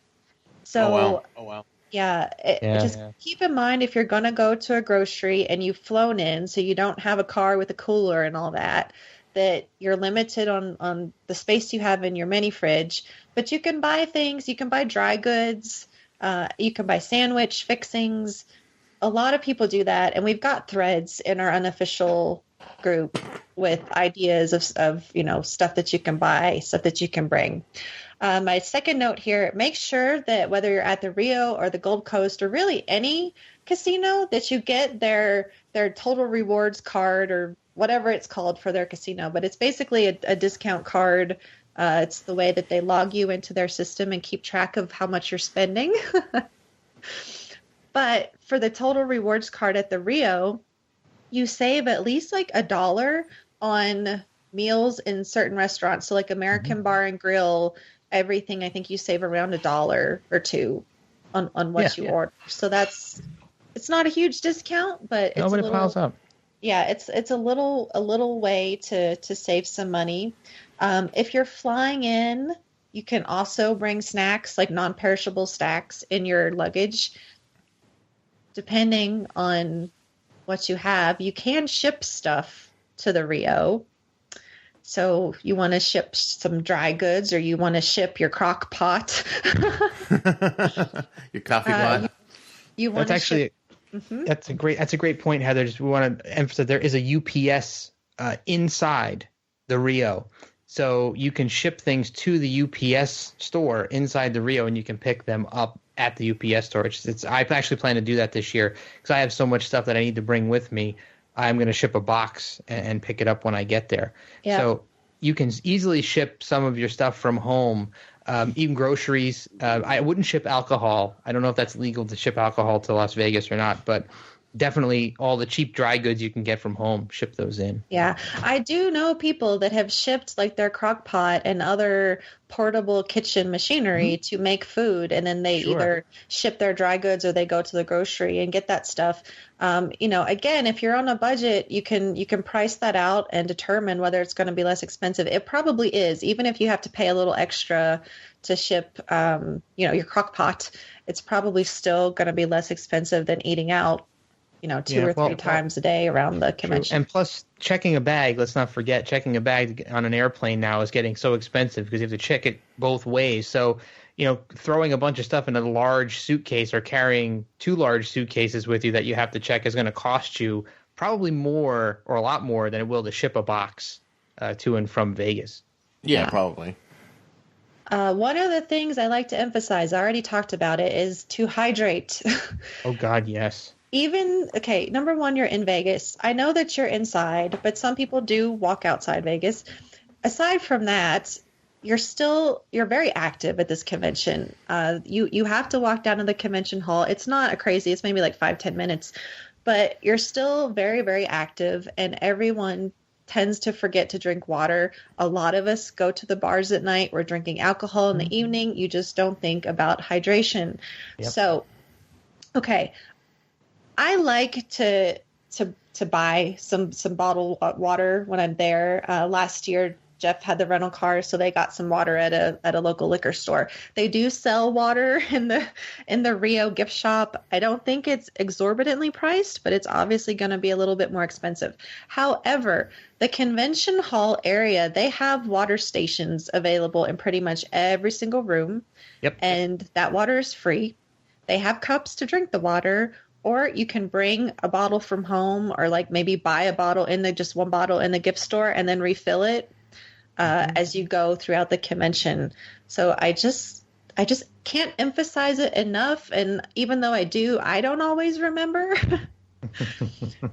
But drink a lot of water, because that is number one way to prevent you from getting sick and dehydrated, run down. Yep. And you honestly, people, unless you live in the Midwest somewhere, if you're not from an area as dry as Las Vegas, you really can't prepare yourself enough for the dry atmosphere. Even inside the casino is bone dry, but if you walk outside in that heat, you can literally feel the moisture leaving your body. It is really, really dry. So you really need to drink 5 times more water than you would normally drink, I would think. Yeah. Maybe 4 times. Just sip it throughout the day. Just keep sipping and sipping and sipping. You'll get into the habit. And when you're at the bar, remember, 1 alcoholic beverage, 1 glass of water. 1 alcoholic beverage, 1 glass of water. Again, I'm not good at following that rule. But 1 and 1. You gotta just it's the best way to prevent getting sick, and you don't want to get sick. So very quickly, we talked a little bit about, if it's not really a budget saver, but there are less expensive places to eat at the Rio. There's a deli that I've never eaten at, but I hear that it's all right, and it's generally under $10 a meal. Jeff and I spent a ton of time at Smash Burger, which was brand new last year. It replaced the Burger King, and it was really good. And again, depending on what you get, I think that like for a burger and fries, it's still around $10 to $12. Yeah. So again, not the cheapest option. We mentioned Wetzel's Pretzels, and then there's a cafe in Corks, which is inside the convention area. And again, not really the place, not who I'd recommend for food. They had it's kind of like stuff that's on warmers. So it's a little pricey too. And, for what it really is, it's a little pricey. Yeah, I got a Caesar salad. I think it was around $10 for a Caesar salad at Corks. Still, though, less expensive than going and sitting down at like American Bar and Grill. There's a buffet at the Rio that's not cheap. There's a Chinese restaurant, an Indian restaurant. They're all, I like the Indian restaurant, but those are your more expensive places to eat. A quick tip on my favorite place to eat at the convention is the Hash House. I think it's Hash House A-Go-Go is the actual name. It's only open till around 2 or 3 p.m., so it's breakfast and lunch. And the portions are gigantic. So I like to split meals. They allow you to do that. There's no extra charge. So even if your chicken and waffles is $14, if you split it with someone, it's $7. Still going to be a little bit more expensive than, making something in your room or whatnot. But at least it's a place where you can get good food and save a little bit of money. Yes, and not to mention that if you are staying in the Rio, you do have the mini fridge. So if you do pay $14 and you don't split it with someone, you can take half of it back to your room for a second meal later or the next day, which I've done. Yeah, as long as you don't mind that it's cold. Yeah, well, yeah. I mean, you're trying to save money. I guess it's not the worst thing. Real quick, too, I don't know how this is going to make us sound. It make me sound terrible, but honestly, guys, we were talking before about going out to the bars after the con at night, and God knows everybody who goes to bars anywhere knows bars are expensive. Your best friend is a flask. Seriously, get a flask. I'm not even kidding. Get a flask, and the same time you're going out to the grocery store, buy yourself a bottle of something, whatever it is that you like, whether you be a rum person, a vodka person, a gin person, whatever, and fill up your flask with that stuff and just keep it in your pocket. I've never had anybody give anybody a hard time, people who work at the Rio or at the bar. No one gives you a hard time about having one of those. And it'll save you so much money. drinking at night, because the prices at the Masquerade Bar and the iBar, where everybody hangs out, are pretty high. I mean, I don't think I paid less than $7 or $8 for a beer at that bar. And, you can buy, say, one beer at the bar, or even bring them down from upstairs from your room, and then just, drink out of your flask and sip a beer. It'll save you so much money in the long run. Yeah, we've never had anyone come up to us and be like, "Where did you get that?" Da, da, da, da, da. So they don't really seem to care at all. A couple years ago, apparently at the Masquerade Bar, they were rounding up change. Like the bartenders were doing some stuff that may not have been legal. Yes, good point. Yeah. I don't remember if it was like giving your change back. They weren't giving the correct change, I think is what happened. So just just be aware of that. Definitely don't want to be taken advantage of, and people are pretty good about noticing that and letting everyone know. Yeah, but it gets really hectic there at night too. So there's a lot of people ordering drinks. The bar's really crowded, so it's easy for that kind of stuff to happen. Yeah. Okay, so the last bits of advice is really regarding autographs, photo ops, and souvenirs, which is where the rest of your money gets spent. And honestly, there's not a lot of tips to help with these. There are a few, though. So autographs and photo ops, Creation offers those through their website. You can buy them online now. If you buy them online, you have to pay an additional fee. It's like their processing fee of $7.75 per ticket. Don't do that unless it is someone really big like Patrick Stewart. His stuff has already sold out multiple times, so then they've opened up a few more, I think, autographs. He's only doing autographs, and then a group photo op this year. Unless it's someone really big, and if you're not sure, you can always ask the group what they think. Mm-hmm. I do not buy any photo ops or autographs online. They don't charge that fee in person, so you save $8 just by avoiding doing that. Oh, nice. And you will find that in the vendor's room and in the autograph room, a lot of the stars will do like a selfie photo op or just a basic camera photo op for less than you would spend on the professional photo. Again, you just make the compromise of not getting your own, professional printed out photograph. You have a selfie on your phone or on your camera or whatnot. Mm-hmm. But it's generally, like $20-$30 less than doing the creation photo op. Yeah. Mm-hmm. So that's nice. And I think a lot of times even the autographs will be a little less expensive at that person's table. So that's a way to save money there. Souvenir stuff, there's a lot of really nice stuff to buy in the vendor's room, and I usually spend a lot of money there. I don't have any great advice aside from just, if you're on a budget, pick something that you really want. It's hard for me because I like to buy this one and that one and everything. Mm-hmm. But, take some time to walk around the vendor's room and think about what you're really going to enjoy the most. Sometimes by the end of the convention on Sunday, the vendors are a little bit more flexible on pricing. Mm-hmm. So you can haggle them a little bit to get a price lower. And so they don't have to bring so much stuff back with them. Exactly. That's pretty common across conventions, I've found. But, you risk that your item may not be there by the last day. Yeah. So one quick thing that I'll throw out there. This is a tip for anyone who's buying, I guess you would consider newer Trek merchandise or Trek merchandise that still may be in production at the convention. So you'd think that these guys would sell things, at a good price at the convention, but that's not always the case. There are a lot of handmade things at the con that are exclusive to the con, which are great to buy there at the con. But there are certain things like some action figures, some of the more newer action figures, some of the ship models and things. You'll see them there at the con, but sometimes the prices are actually a little higher than you would pay on a place like Amazon or Toys R Us. And I found that to be the case with, Diamond Select action figures and certain collectibles like that. So, if you see something like that at the con that you think you might want to buy, the vendors might get a little mad at you for doing it, but whip out your phone and scan the barcode on that thing and look on the app. It saved me so many times. I'm like, oh, that action figure is so cool. And you go on Amazon, it's $10 cheaper. Yeah. So I hate to say that because I'm sure the vendors are going to get angry if they hear me say that. But Heather gets a little angry at you saying it's totally the best advice for someone that is on a budget. Yes, it is. I cannot deny that, and I am guilty. I wound up buying the Juan Ortiz art book where he did all the TOS covers. I wound up buying that on Amazon for about half the price of what they were charging in the vendor's room. Having managed a brick and mortar comic book store, I have to say that, those people are all justified in what they charge for the most part, because they're brick and mortar stores and they pay more for those items versus Amazon.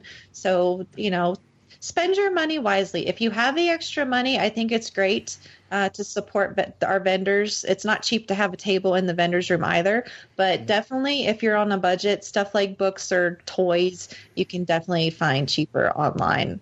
Yeah, you want to find something that really applies to most of our vendor people that we know very well. These are mostly the guys that just come in to sell straight up merchandise, not people like Mickey who sell handmade crafts. And there's a lot of that great stuff. And that's the stuff that I think people really should be looking to buy at these conventions, or some of these great things that people bring and sell at their tables that they make. Yeah, definitely. If you're going to go and buy things, then definitely buy something that's unique, not something you just get on Amazon. Yeah. But at the same time, if you can find it on Amazon, didn't know it was on Amazon, it's kind of an interesting thing. Or you can go and look and see what's there. And it's like, oh, wow, I didn't know this is a thing. And you can look and buy it later. Yeah, I'm totally guilty of doing that, in just real life. Or just normal daily life is this cheaper on Amazon? Yes, it is. I will buy it there. So really the final piece of advice that I can give people is to just save money over the year. A lot of people don't use a lot of cash anymore. So like with my business, so I rarely have cash on me. So when my clients pay in cash, I take that cash and I put it in a jar. And that is my STLV jar.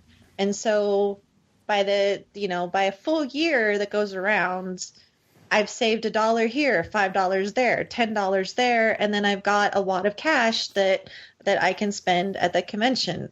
I've just found that saving incrementally over time is a really great way to save money overall.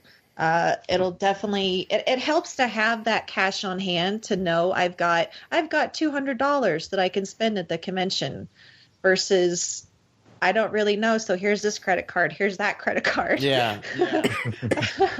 That's another idea is you cannot take all of your credit cards with you.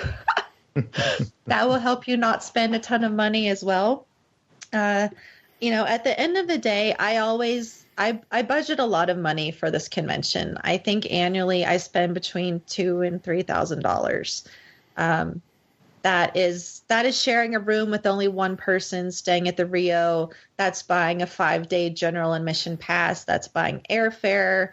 That's buying food. And that's spending a little more than I intend to in the vendor's room.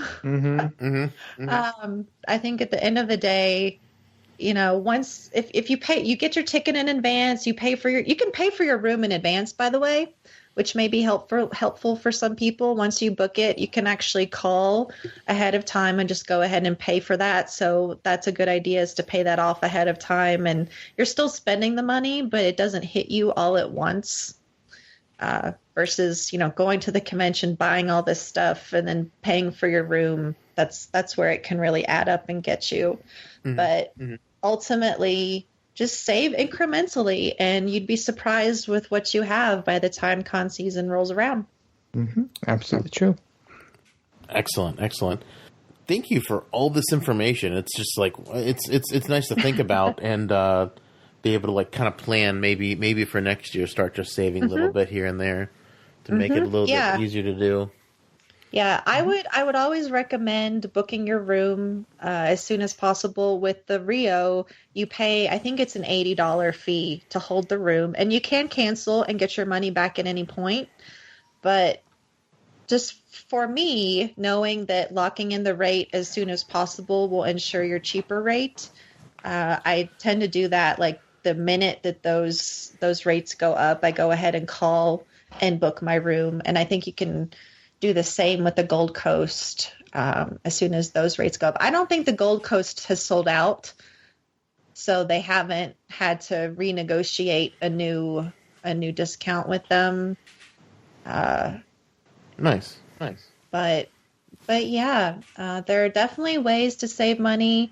It's probably still going to be somewhat expensive, but you can certainly do it on a budget. And if you want more tips, definitely find us on Facebook, the Unofficial Star Trek Las Vegas Convention Group. That's our URL, like facebook.com/group/unofficial Star Trek Las Vegas Convention. I'll go ahead and link this in the show notes as well. Yeah, that would be great. We have a pretty extensive file section that I have beefed up, and that includes our STLV glossary. And that glossary has links to all the threads where we've talked about all of this. And it's not just Jeff and I, it's all of our group members sharing their tips and tricks on how to save money, how to better navigate the con, etc. Jeff, do you want to just mention our STLV 101 episodes and the project you're working on? Oh, yeah, sure. So this weekend, we'll see the third and final part of our STLV 101 series go live, and that's going to be tomorrow, actually Sunday. It's the 25th of June. So 2 days ago from when this episode will come out. Yes. 2 days prior to this episode coming out. So it'll be there for you when you go and look. And you can get there by going to shoreleave.thetricordertransmissions.com, and you'll see the episodes there. But we're also working on a special project, which is going to be a website that is dedicated to our STLV 101 series specifically, and it's going to be tailored to mobile devices like smartphones and tablets. So that way, when you're at the convention, you can actually save this website as an app to your home screen on your iPhone, your Android phone, your tablet, what have you, and refer to it while you're there. It's going to have all sorts of relevant information, important information, phone numbers, addresses, places you can go, and other resources, web links and everything. And, of course, the links to our STLV 101 series and some of our other helpful STLV-related episodes that we've already done in the past, like our cosplay episode and the navigating conventions with social anxiety, or anxiety in general, rather, that's coming up in the near future. So all that stuff is going to be coalesced into one place that you can have with you at your fingertips at the convention. And it's going to be an evolving live thing that's going to be updated frequently as new information comes around. So keep your eyes out for that. We'll be doing an announcement in the Facebook group and on our website really soon about that. Sounds great. I have a couple, like one or two last things. Since we're on the Synthaholics podcast, I thought I would mention the Tricorder Transmissions, our podcast network, is having our 4th birthday party at STLV. It's going to be on Thursday night. I think it's kind of TBD right now as far as the time and place. That'll be determined once we get there. It'll be later evening, so probably like 8 or 9 o'clock. And, we invite everyone to come. There is a group event in the STLV, unofficial STLV group, for everyone to come. And now I'm trying to think what the second thing I was going to mention was. I won't be able to be there, but happy birthday early, guys. Oh, thanks. Thank you. Thank you so much. I felt like it was alcohol related, but I can't think of what it may have been besides our party. Yeah, I don't think anything else is really coming. Well, we're going to be honest. We're going to be doing a lot of on-the-floor interviews at STLV. So if you're in the hallway and you see us, we're going to have big badges on that say Jeff and Heather, and it's going to have our Shore Leave logo on it. So it'll be easy to identify us, and we're going to be talking to all of the people that we can at the convention about their convention experiences and memories. So we're going to have a dedicated Shore Leave interview episode of the show post-STLV.